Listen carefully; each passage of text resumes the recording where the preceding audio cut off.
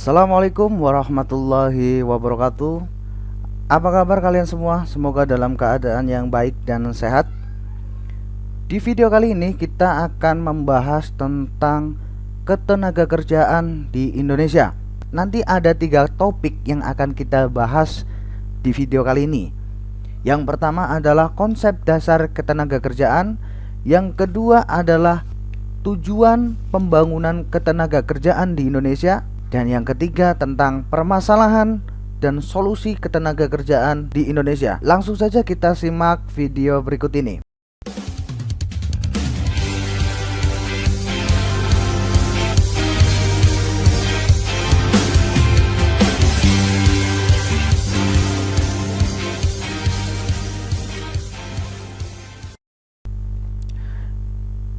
Ya, yang pertama tentang konsep dasar ketenagakerjaan. Bahwa ketenagakerjaan adalah segala hal yang berhubungan dengan tenaga kerja pada waktu sebelum, selama, dan sesudah masa kerja. Ada 6 istilah yang akan sering kita bahas mengenai ketenagakerjaan ini. Yang pertama adalah kesempatan kerja, tenaga kerja, pekerja, penduduk bukan usia kerja, angkatan kerja, dan yang terakhir bukan angkatan kerja. Kita akan bahas ini satu persatu. Yang pertama adalah kesempatan kerja. Apa itu kesempatan kerja? Kesempatan kerja adalah peluang atau keadaan yang menunjukkan tersedianya lapangan pekerjaan, sehingga semua orang yang bersedia dan sanggup bekerja dapat memperoleh pekerjaan sesuai dengan keahlian, keterampilan, dan bakatnya masing-masing. Nah, ada 3 faktor yang mempengaruhi kesempatan kerja. Yang pertama adalah pendidikan, pengetahuan, keterampilan, dan keahlian. Kemudian yang kedua adalah usia tenaga kerjanya. Dan yang ketiga adalah permintaan tenaga kerja atau lapangan kerja yang tersedia. Kemudian yang kedua ada istilah tenaga kerja. Tenaga kerja adalah setiap orang yang mampu melakukan pekerjaan guna menghasilkan barang atau jasa, baik untuk memenuhi kebutuhannya sendiri maupun untuk masyarakat, dan merupakan modal bagi bergeraknya perekonomian negara. Tenaga kerja menurut keahliannya dibedakan menjadi 3. Yang pertama adalah tenaga kerja terdidik. Tenaga kerja terdidik yaitu tenaga kerja yang harus menyelesaikan atau menempuh pendidikan terlebih dahulu sebelum memasuki dunia kerja. Sedangkan tenaga kerja terlatih adalah tenaga kerja yang membutuhkan pelatihan dan pengalaman terlebih dahulu sebelum memasuki dunia kerja. Yang terakhir, tenaga kerja tidak terlatih dan tidak terdidik adalah tenaga kerja yang tidak memerlukan pendidikan ataupun pelatihan terlebih dahulu sebelum memasuki dunia kerja. Nah, kemudian ada istilah pekerja. Pekerja adalah setiap orang yang menghasilkan barang atau jasa yang memiliki nilai ekonomis, baik yang menerima gaji ataupun yang bekerja sendiri. Kemudian penduduk bukan usia kerja adalah mereka yang tidak mampu dan tidak mau bekerja meskipun ada permintaan kerja. Nah, menurut undang-undang, penduduk bukan usia kerja ini adalah mereka yang berusia di bawah 15 tahun atau mereka yang masuk dalam usia wajib belajar dan mereka yang berumur di atas 65 tahun. Nah, kemudian ada angkatan kerja. Angkatan kerja adalah bagian dari jumlah penduduk yang mempunyai pekerjaan atau yang sedang mencari kesempatan untuk melakukan pekerjaan yang produktif. Nah, mereka biasanya berusia antara 15 tahun sampai dengan 64 tahun. Ada 2 golongan angkatan kerja. Yang pertama adalah golongan bekerja atau employment, adalah angkatan kerja yang benar-benar mempunyai pekerjaan atau sudah diserap oleh permintaan kerja. Golongan ini sebenarnya dibagi lagi menjadi 2 golongan, yaitu yang bekerja penuh atau full employment dan yang bekerja tidak penuh atau setengah menganggur. Nah, kemudian golongan yang kedua ada golongan pengangguran atau unemployment. Golongan pengangguran adalah angkatan kerja yang ingin bekerja tetapi belum mendapatkan pekerjaan. Nah, kemudian juga ada istilah bukan angkatan kerja. Bukan angkatan kerja adalah mereka yang termasuk tenaga kerja tetapi tidak bersedia untuk bekerja meskipun ada permintaan kerja. Nah, ini contohnya adalah anak sekolah atau mahasiswa dan juga ibu rumah tangga. Nah, kemudian tujuan pembangunan ketenagakerjaan di Indonesia. Yang pertama adalah memberdayakan dan mendayagunakan tenaga kerja secara optimal dan manusiawi. Yang kedua, mewujudkan pemerataan kesempatan kerja dan penyediaan tenaga kerja yang sesuai dengan kebutuhan pembangunan nasional dan daerah. Dan yang ketiga, memberikan perlindungan kepada tenaga kerja dalam mewujudkan kesejahteraan. Dan yang terakhir, meningkatkan kesejahteraan tenaga kerja dan keluarganya. Nah, kemudian permasalahan ketenaga kerjaan di Indonesia. Yang pertama adalah jumlah angkatan kerja yang sangat besar. Besarnya angkatan kerja yang ada di Indonesia tidak mampu diserap semuanya oleh kesempatan kerja yang ada, karena tidak berimbangnya jumlah angkatan kerja yang ada dengan ketersediaan kesempatan kerja.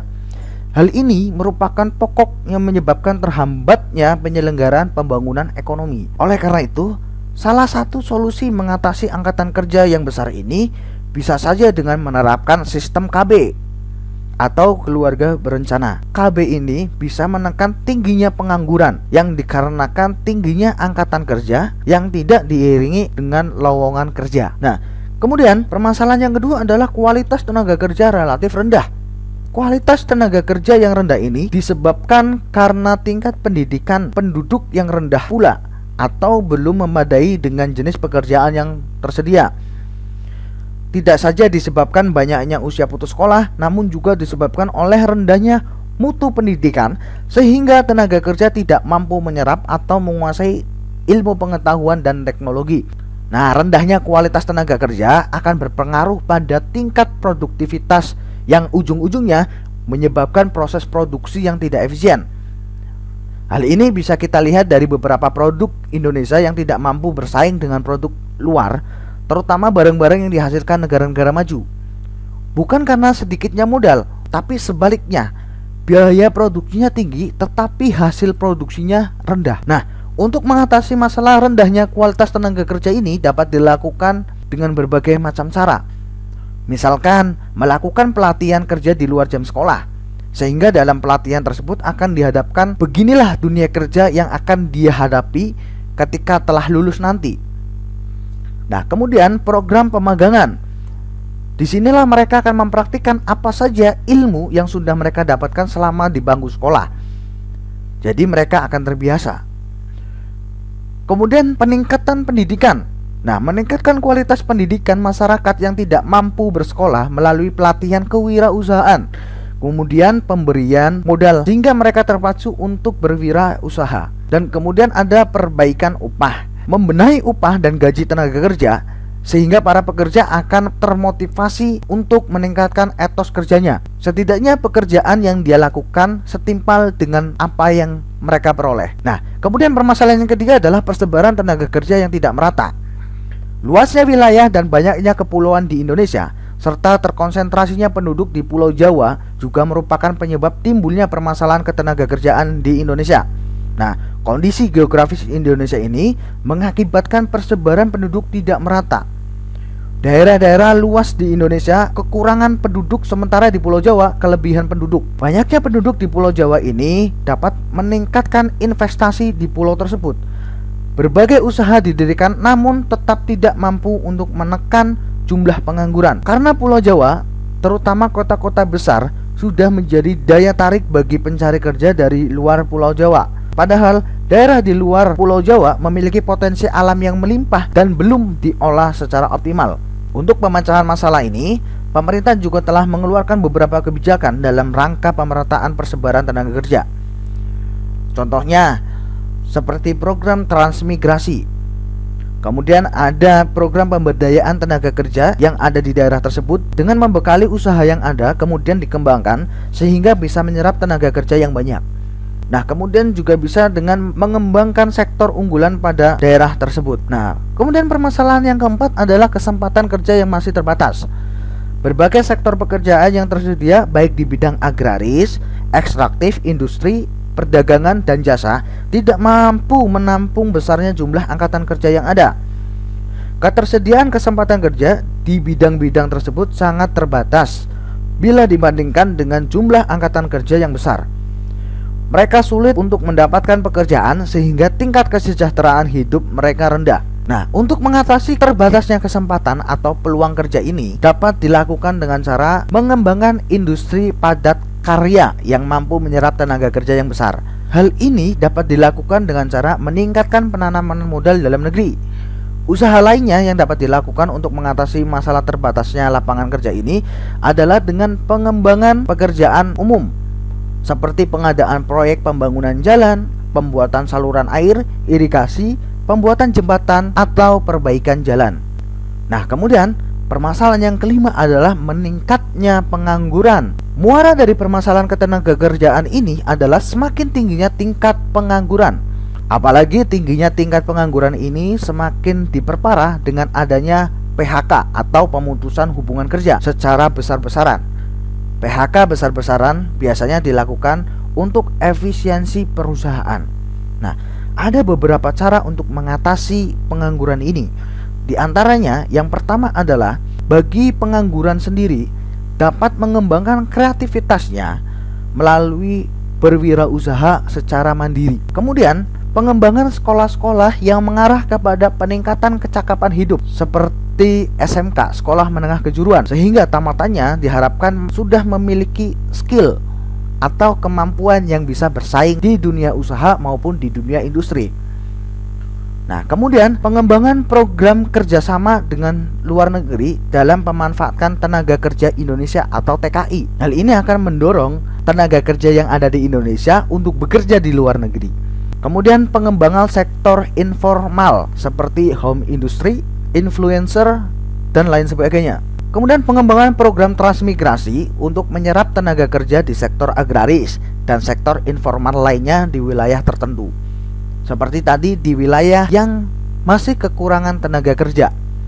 Nah, kemudian perluasan kesempatan kerja misalkan melalui pembukaan industri padat karya di wilayah yang banyak mengalami pengangguran. Kemudian peningkatkan investasi baik yang bersifat pengembangan maupun investasi melalui pendirian usaha-usaha baru yang dapat menyerap tenaga kerja. Kemudian juga ada dengan pembukaan proyek-proyek umum. Hal ini bisa dilakukan oleh pemerintah seperti pembangunan jalan raya, jembatan, dan lain sebagainya. Ada juga dengan mengadakan pendidikan dan pelatihan yang bersifat praktis, sehingga seseorang tidak harus menunggu kesempatan kerja yang tidak sebanding dengan para pencari kerja, melainkan ia sendiri mengembangkan usaha sendiri yang menjadikannya bisa memperoleh pekerjaan dan pendapatan sendiri. Nah, demikian yang bisa saya sampaikan. Semoga video ini bisa bermanfaat untuk kalian semua. Sampai jumpa di video selanjutnya. Sekian dari saya. Assalamualaikum warahmatullahi wabarakatuh.